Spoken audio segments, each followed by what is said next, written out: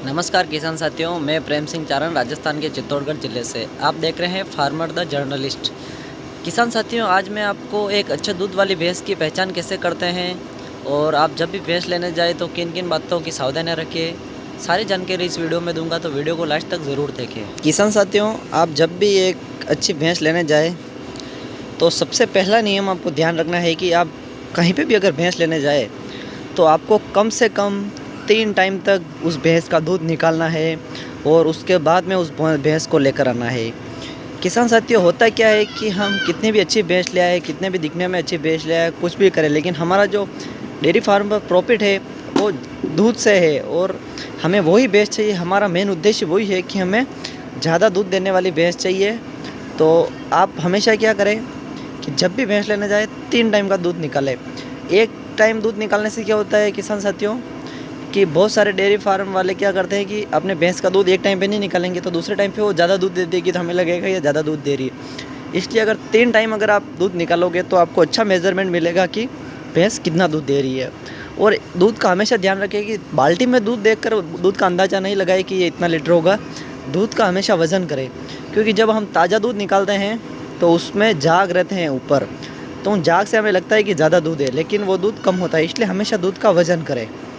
अब दूसरी बात करते हैं कि दूसरी चीज़ क्या देखनी है हमें भैंस में, तो नीचे जो थन होते हैं, थन के पास में मिल्क वेन होती है, तो आपको मिल्क वेन देखनी है भैंस की। जो उधर से होकर थन के तक आती है उसे मिल्क वेन कहते हैं। और मिल्क वेन को देखकर आप अंदाज़ा लगा सकते हो, अगर मिल्क वेन अच्छी और उभरी हुई है तो वो भैंस ज़्यादा दूध वाली होती है। इस बात का ध्यान रखें। तीसरी चीज़, आपको भैंस का शरीर देखना है। शरीर किस तरह का है, भैंस मोटी है या पतली है, तो उस हिसाब से देखें। शरीर अच्छा खासा और सुडौल होना चाहिए भैंस का, इस बात का आप ध्यान रखें। उसके बाद में आपको भैंस की चमड़ी देखना है।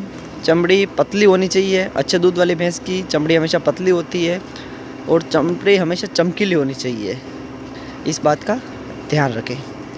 इसके अलावा अगर आप मुर्रा भैंस लेना चाहते हैं तो मुर्रा भैंस में एक चीज़ का आप ध्यान रखें कि मुर्रा भैंस का हमेशा मुंह लंबा होता है। ये देख सकते हैं आप, तो मुंह देखकर भी आप अंदाज़ा लगा सकते हैं कि ये, क्योंकि मुर्रा भैंस अच्छा दूध देती है और भैंसों में सर्वश्रेष्ठ नस्ल मानी गई है, इसलिए मुंह देखकर।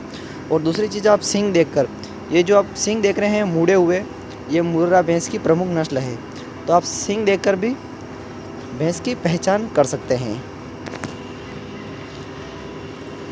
किसान साथियों, अगर आप इन सारी चीज़ों का अगर ध्यान रखोगे तो आप हमेशा एक अच्छे दूध वाली भैंस लेके आओगे और आपके साथ कभी भी धोखा नहीं होगा। इसलिए किसान साथियों, हमेशा इन सारी चीज़ों का ध्यान रखते हुए फिर ही भैंस लाए। अगर आप इन सारी चीज़ों का ध्यान रखोगे तो आपके साथ कभी धोखा नहीं होगा और आपको डेयरी फार्म पर हमेशा प्रॉफिट होगा, क्योंकि अगर आप अच्छे दूध वाली भैंस लाओगे तो वो आपको ज़्यादा प्रॉफिट देगी।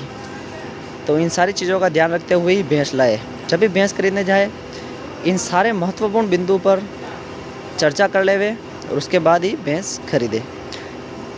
किसान साथियों, अगर जानकारी अच्छी लगी हो तो हमारे चैनल को सब्सक्राइब करें, वीडियो को लाइक करें तथा बेल आइकन को ऑन कर दें, ताकि आपको खेती से तथा पशुपालन से संबंधित ऐसी महत्वपूर्ण जानकारी समय समय पर मिलती रहे।